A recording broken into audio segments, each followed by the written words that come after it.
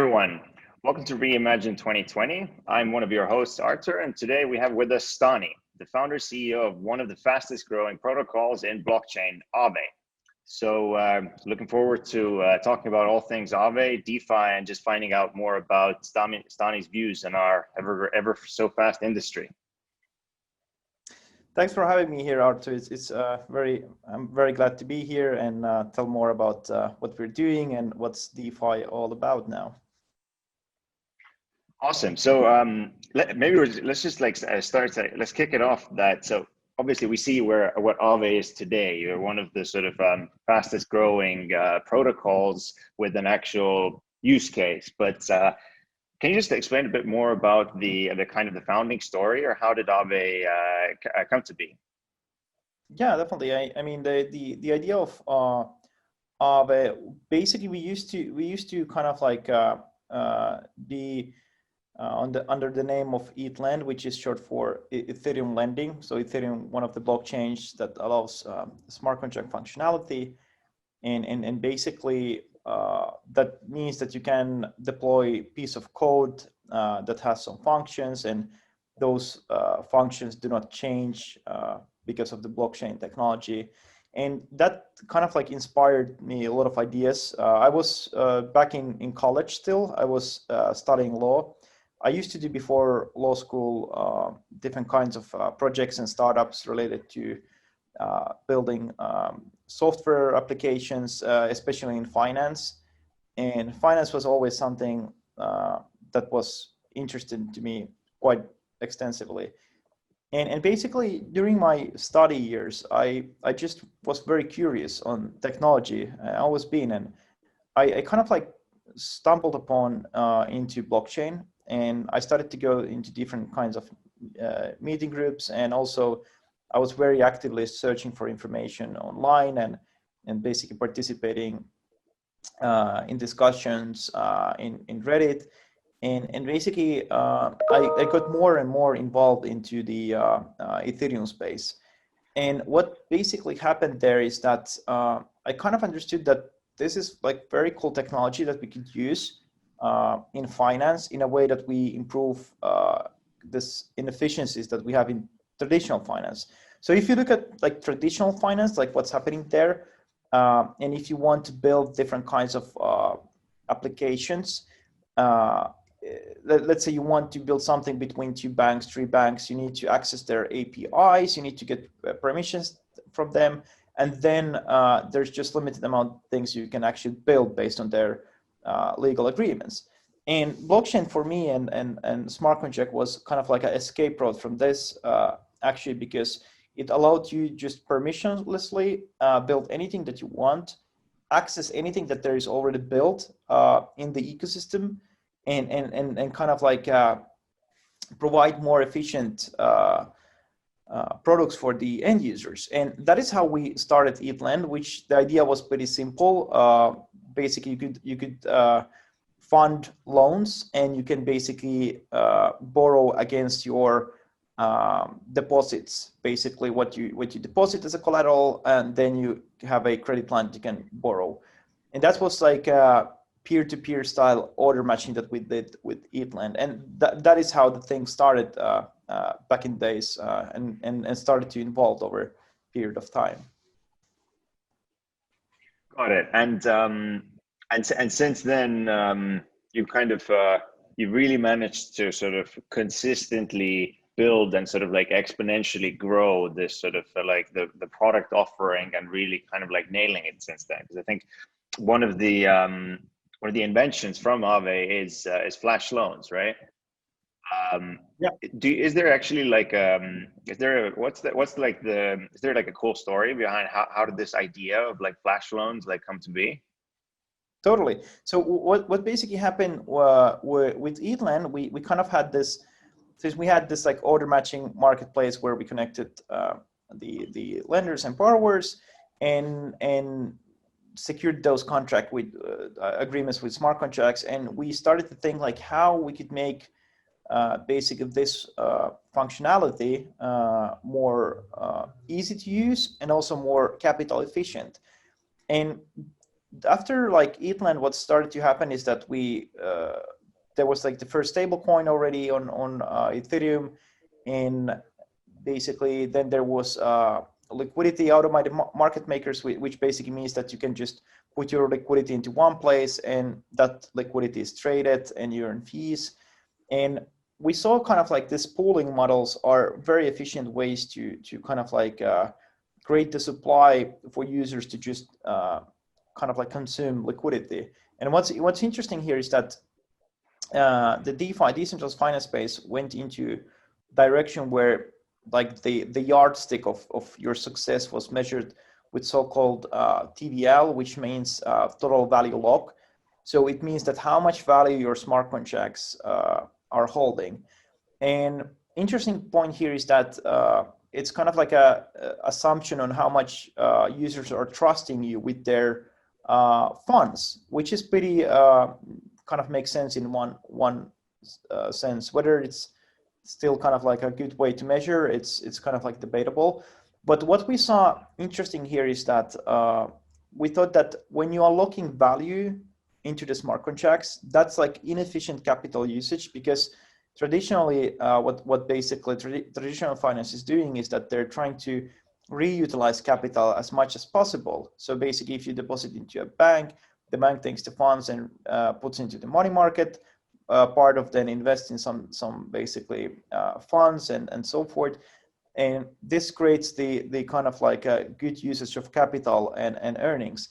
And what we saw there is that when we started to build the Aave protocol, which we launched this January, we tried to find ways how we could reutilize this capital, like how we could actually not let the funds sleep in the smart contracts, but be able to actually use them. So when you deposit into Aave, stable coins or other assets, you start to earn interest. So that's the very simplistic idea there. And then you can actually draw some other assets you can borrow and utilize basically credit based on your credit line. And what happens is that you could, for example, deposit Ethereum and borrow USDC, a stable coin, and roughly 1/4 is the liquidity that is borrowed, typically in this kind of like pooled models, and rest is there sleeping the smart contract, which allows basically the depositors to withdraw also liquidity without any constraints, which is good because you can deposit tomorrow and withdraw day after without any issues. And what we were trying to achieve is that that 75% that is sleeping on the smart contracts, how we could utilize that part that is basically not utilized at the moment.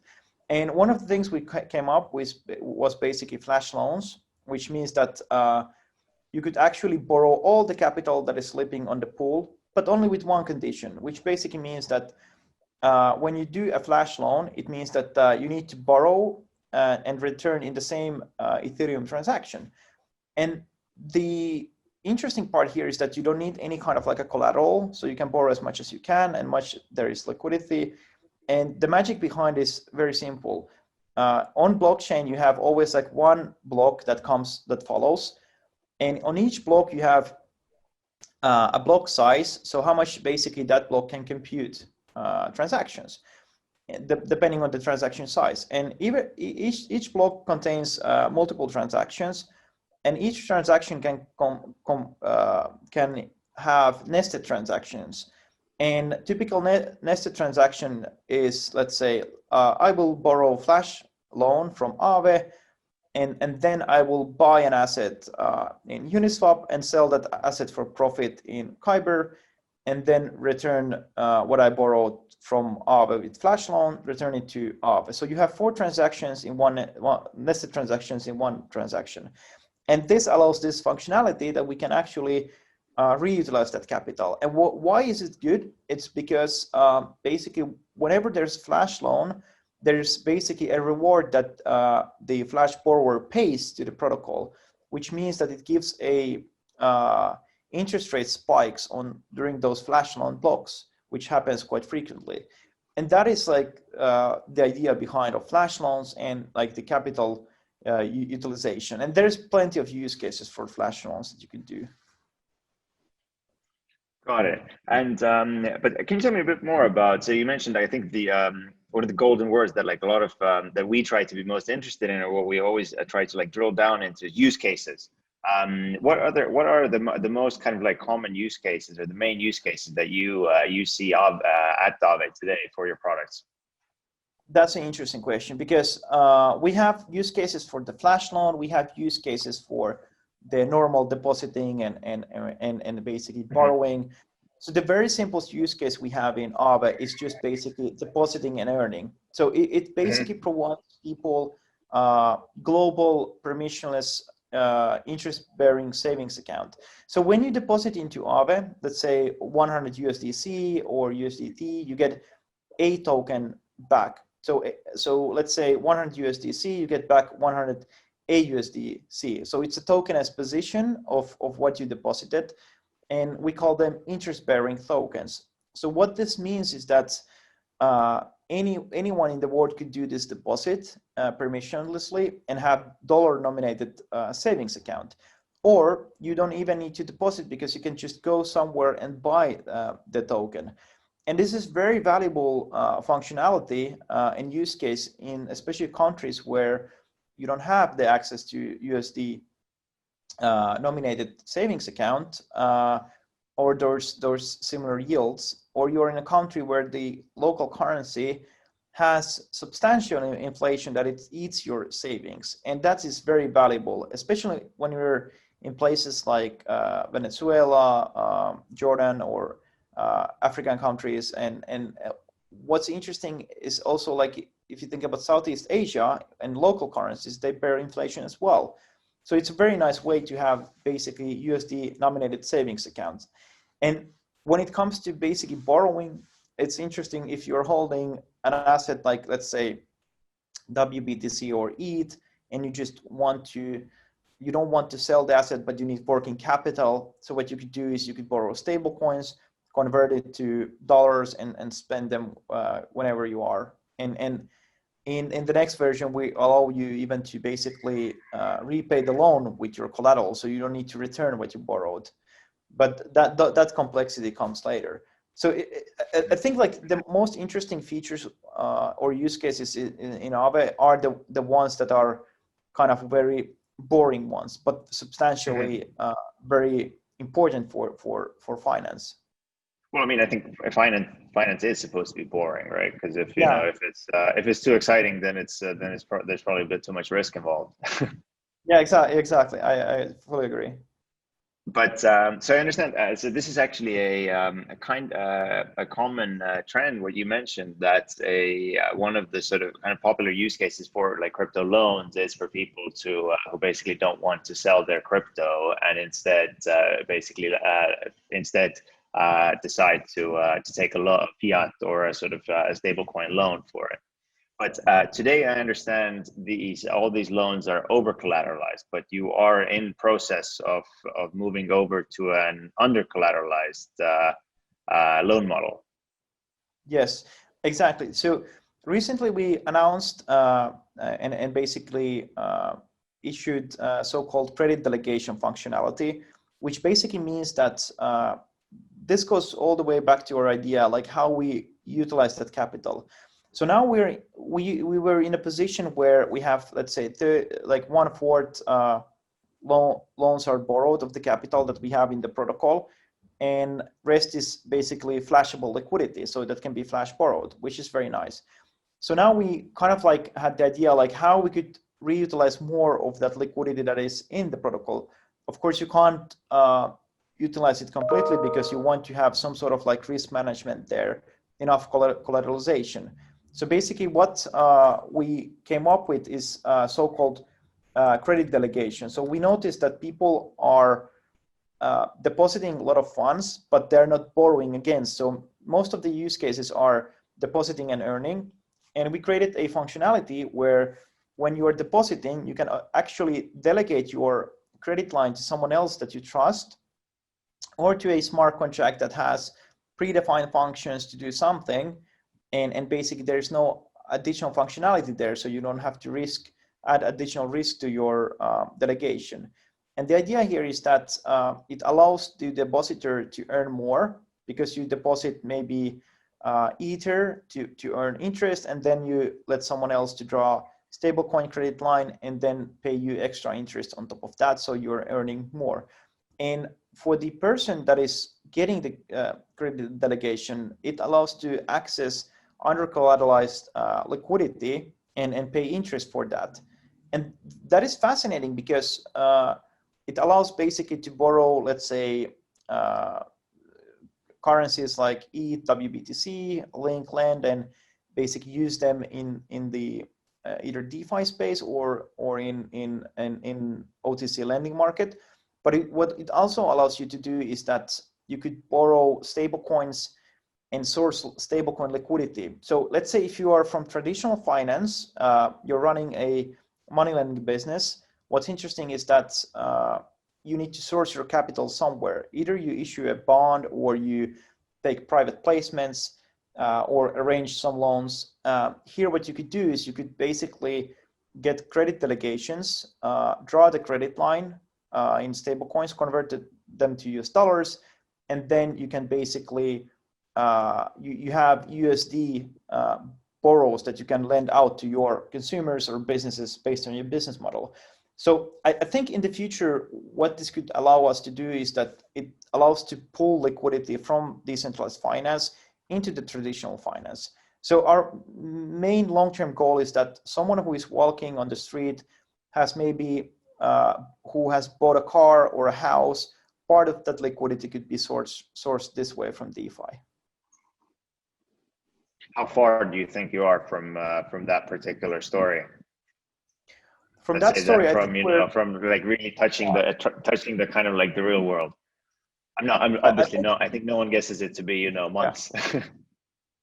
Yeah, I think we're apart from that maybe a year or two in terms of scale. Wow. Anyone can do this today. Like this can happen today. But the most interesting part is when we can scale it and it's available and in scale usage. And I think it takes a year or two to get to that point. Got it. And I think another kind of like very large push that you've or development that you've made recently is essentially transitioning the entire protocol into a DAO, right? So can you explain a bit, why is it important for Aave to have a DAO, and maybe very shortly what is a DAO? Yeah.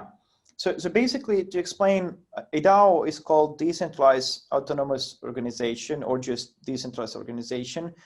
And the idea of DAO is that there is a piece of smart contract code, which is essentially a voting contract. And it allows people from all over the world, different parts, to actually decide upon things together in a way that their decision-making is recorded into the blockchain. And basically that decision-making can be enforced in their whatever they decide. So what's cool about DAOs is that you can vote on things, and once that vote is executed, based on what was voted, the smart contract code is changed. And why this is powerful is that, let's say we have this decentralized financial protocols, like for example Aave, where we have currently 1.3 billion worth of value locked in the smart contract. So it basically means that you're actually voting. Yeah, you're actually voting on that value there, that functionality. So whether it's risk parameter updates, new money markets, new currencies added, or any kind of like functionality, your voting and decision making has basically effect on that almost 1.5 billion there. And that is the fascinating part. Like you're voting, and the tokens you're using to vote actually has a lot of value. And this is like very important. And for us, decentralization was always the key. And now that the protocol has grown quite substantially during this year, we feel that we need to basically get this decentralization process quicker. So we want to give the power to the community as fast as possible, as securely as possible, because of the because the stakes are so high at this particular moment. And I think this is the key thing, like when we are seeing like truly decentralized protocols that are governed by let's say token holders and the communities, what we actually have is that we have completely interesting decision making in these protocols, because it's not about 5 or 7 guys sitting in a cafeteria in London and making these decisions for the rest of the world. It's actually anyone can partake in the new finance. And I think this is actually one of a massive kind of trend that has been happening on the side of DeFi right now. This year is the emergence of DAOs. Because I remember actually personally for me, DAOs technically were the very first time I heard of Ethereum was during when the DAO hack happened. Because in my office there used to be there was a company that was very involved in crypto and in Ethereum, and I remember that was the day when seemingly the world ended. But here we are today. But tell me, and I think like the like you explained, the benefit of this, of having this truly kind of trustable, verifiable, like autonomous organization or decentralized organization. But what's the kind of and you guys have now been building one and launching one. What's the can you share a bit behind the scenes? What's the hardest part about the DAO, or like what's the trickiest thing to sort of to launch one? Yeah, I think like in terms of like launching DAOs, the kind of challenging part is at what point you need to launch a DAO. So basically in the beginning, where you have a team deciding on things and building the application, it's very flexible in the sense that if you have changes you need to apply quickly, or basically there's some bugs you need to fix quickly, that is very easy to do. So the decision making is very robust, and basically that is kind of like a very good thing in the beginning. But at some point, once you get more traction and you see that you're kind of like your community is growing in that sense, what you need to do is think like how you get this thing decentralized, and basically how you create a DAO model that serves your community. Because the problem is that whether it's DAO or tokenomics, we're usually applying the same formula on all of the use cases or applications, and it should not be like that, because every application and use case might be different and have different kind of like protocol market fit. So, and I think the most challenging part is kind of like when you need to kind of like let the team to go from team managing the protocol to the DAO managing the protocol. And the second thing is like how decentralized you need to be, because not all the use cases need the exactly same decentralization than the other one, because decentralization is all about security, and security is all about additional costs. And kind of like that is something we always need to think about when we are decentralizing protocols.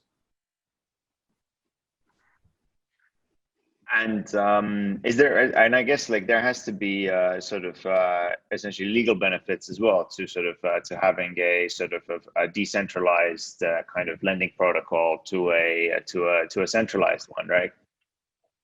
Yeah, I think what's interesting about the decentralization aspect is more about the kind of like the decision making, and in a way that's basically you're not following too much like what kind of like you see you want to see the finance to go, or let's say like what kind of like legal facilities you need to use. But what's interesting is that actually the community will start to actually dictate and take charge of like how the protocol should look in the future. So instead of having like 5 to 10 people deciding things, you actually have wider spectrum, and you get this kind of like a cross-border functionality there. So that's I think what's interesting in terms of compared to being a company or being a foundation and just running a protocol and focusing on that, compared to what we have now with this new functionality. And DAOs isn't like new in the sense as there was the DAO, and previously before that there was experimentations of DAOs, and I mean, there has been DAOs in the real life as well. What we have now is just added security with the blockchain, and I think yeah, I mean it definitely changes the dynamics of the space completely, how we govern and how this governing affects like what we're building. Got it. And I guess like you said, it's sort of transitioning from essentially 7 people making decisions to potentially hundreds, right? And for a company that's goal is to kind of build for its community, it can be like the best way to stay in touch with that community, right? Because I think already we're seeing these kind of like activism like playing out on on some of the other DAOs where like there's a certain vote happening, and people are trying to basically convey their particular message for this vote. And I think that's ultimately for like a product or for a protocol that is constantly looking for product market fit. It might be the best way to kind of remove yourself from the decision making process, and with that you make the best decisions. Yeah, absolutely. So what's interesting about the community is that you get the community closer, and you basically get more voice to it. So they have more skin in the game. They want to participate in decision making. They want to get their voice out. That's very important. The more you give away, like basically, the more you give power to the community, the more valuable your community is, because it's not relying upon you, and it activates a lot of people. And I think what's important is that you can't ever turn back to your community. So basically, you always have to continue building your community and kind of like helping them to get involved easier. And I think that's like very important part here. And I think we'll see in the future more of like, especially in decentralized finance and rest of the space in on-chain. What's going on in on-chain is basically we'll have this different kind of like voting activity. It might be that I might participate in the voting in for example in Aave, but also I might participate in some other protocols if there is some interesting things I basically want to get involved. So it might be that it's a very nice way to activate people. And rarely we see something like this happen in finance, because usually it's kind of like a board member structures, corporates, and so forth. And yeah, I think as a model, it could be pretty interesting. In Finland, where I come from, we do have cooperative banks, where basically the banks are owned by the people, and the more you're utilizing their services, the more you're getting so-called bonuses or incentives. So it is a working model. The incentives are not that big, so it isn't like substantially like. So I mean, like liquidity mining is not that new to you then, technically. Yeah, exactly. It's kind of like it's kind of like a similar idea there, and in that sense. But what's interesting with this cooperative banks is that it gives people the opportunity to participate.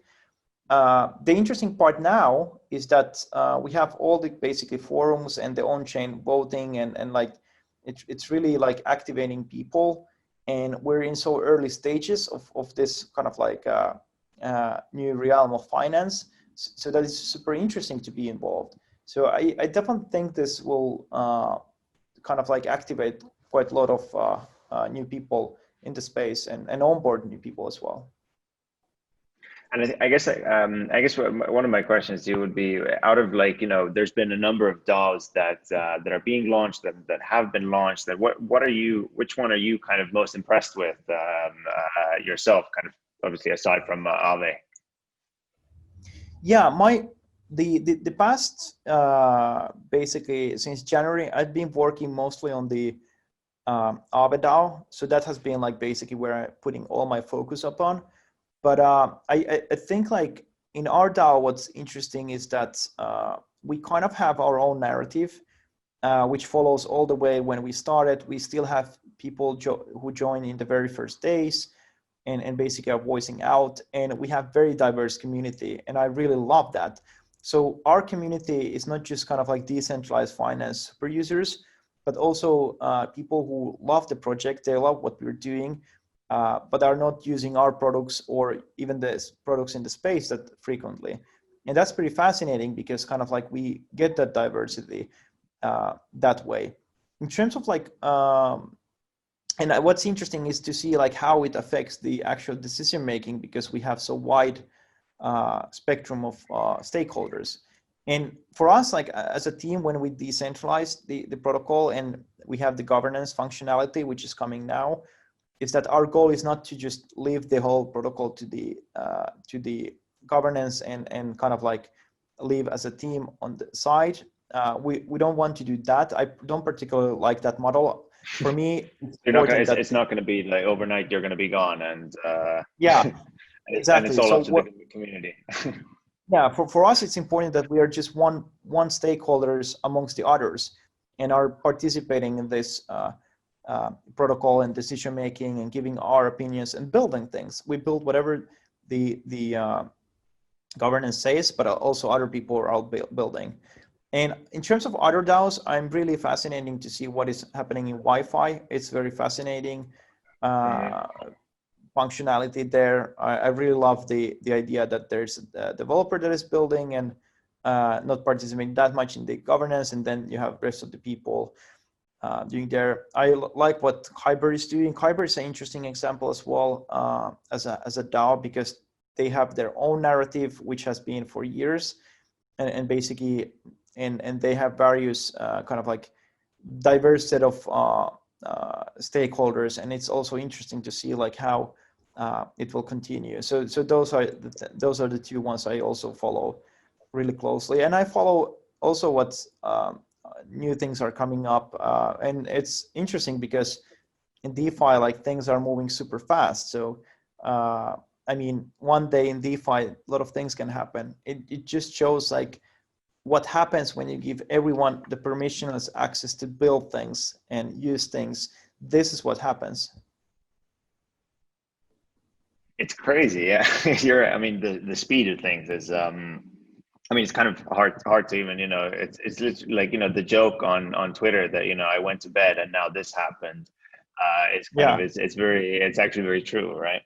But so with regards to your DAO, you're also launching a new token or converting your token. Can you? And I understand that it carries two purposes. It's the governance piece, which you're incentivizing the stakeholders or the token holders to participate in the governance. But then there's also the other side. Can you talk a little bit more about the essentially like the Aave staking?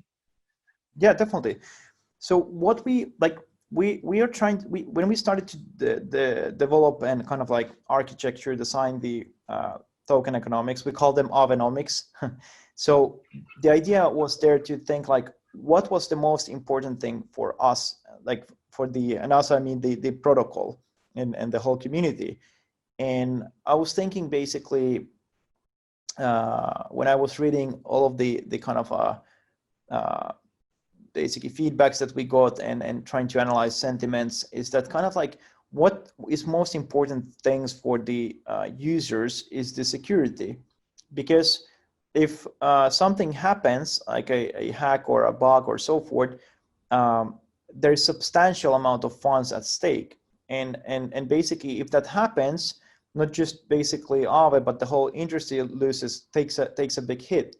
And we were thinking like how we could actually empower our community and with the Aavenomics to actually provide safety for the protocol.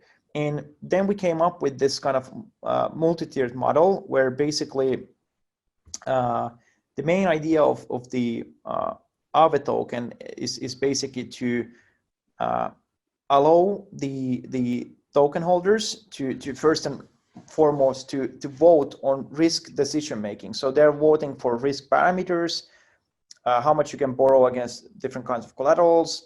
They're voting what kind of assets could be added to the protocol. And this voting is basically risk decisions. So they're using their decision making to adjust the risk there. And in return, when they're making these risk decisions, they're bearing the risk with the token economics. And one of the first things what they're doing is they're basically staking their LEND tokens, well, Aave tokens after the migration, their Aave tokens into the protocol safety module. And that basically means that if there is some kind of a shortfall event, those funds could be slashed up to 30%, and the protocol will be covered from the deficit. And then if that amount doesn't basically is not sufficient, then we have so-called protocol recovery mechanisms where the Aave token can be minted to the extent to cover that deficit. And as a third line of defense, there is basically built-in backstop module where you can deposit stable coins, and there's a bid on whatever is slashed or minted to buy them out of the market and to lock for a certain period of time. And so those are the main components, like the whole main idea of getting safety into the protocol. And then we have also the liquidity provider incentives for basically incentivizing them to provide liquidity in the long-term manner. And if you provide liquidity, you get the rewards in Aave. You can basically take those rewards and rehypothecate by putting them into the staking module, and then you get additional Aave as rewards. So the kind of idea is a balance between rewarding liquidity providers and providing them safety. And what's interesting in the governance, like what we have now as an initial discussion, is like, which is more important, the incentives for the liquidity providers or incentives for the stakers to ensure that we have enough big stake to cover that any kind of a shortfall event and provide safetiness for the protocol. And I'm personally leaning towards the safetiness, because that's the way we can onboard more users, more institutionals, when they feel that the funds are more secure, and in case of some sort of like emergency event, we can cover them. That will help a lot to onboard new institutionals as well. And you mentioned that, so like part of the reasons is to kind of like cover this sort of like black swan event, I guess. And so like a couple months ago in March, I think there was sort of such an event where, and Aave, you did experience one of, if not the biggest liquidations in your history, right? Can you explain a bit, kind of like what was that? What did that look like, or what was that day at Aave like? Yeah, so basically, what happened during Black Thursday was that the kind of like evaluations of the assets were starting to go down on the whole market.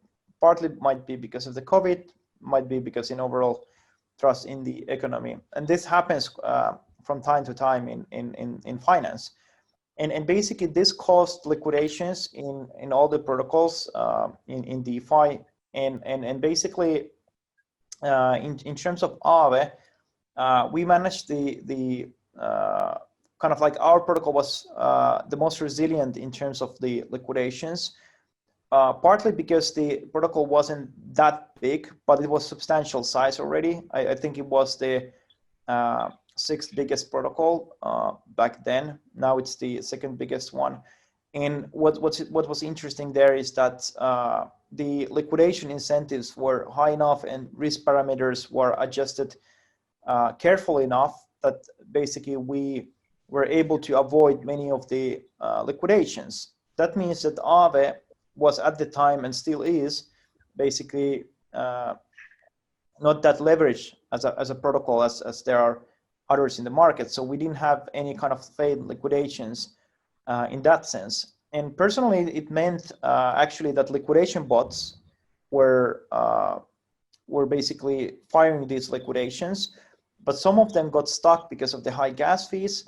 So basically, our whole community was up, especially like Europeans and so forth were up during the night, including me, and basically people are doing these liquidations by hand, manually. So that was pretty, because you can do it from the user interface. You don't need a bot to do that. So that was like very kind of like a hectic moment for the whole DeFi ecosystem. But in overall, that was a very good stress test for the whole ecosystem as well. And I think not just Aave, but pretty much everyone did quite well. Yeah, I mean, like, it seems like, you guys definitely came out stronger. So congrats. But you mentioned, I think, another kind of word that keeps coming up recently, which is congestion. Yeah. How has the kind of state of Ethereum been kind of impacting your operations and your customers' kind of interactions with Aave? Yeah. The good part about Aave is that as a depositor, you basically have a couple of functions. You approve your deposit and then you're depositing. That's it. And once you're basically done with your exposure, let's say from 3 months, 6 months, whatever is your saving time period, you basically can withdraw with one function to your wallet. So that's the cool part. Or you can just swap your AUSDC to USDC and you basically get back everything with one transaction. What's interesting here is that kind of like it really allows, I mean, the least functionality you have, the less gas you will be spending. And gas is basically transaction cost on the Ethereum blockchain for using the blockchain and allowing the nodes to validate your transactions. And in terms of like gas, definitely rose the prices to the extent that smaller deposits were not as profitable in terms of interest compared to bigger ones.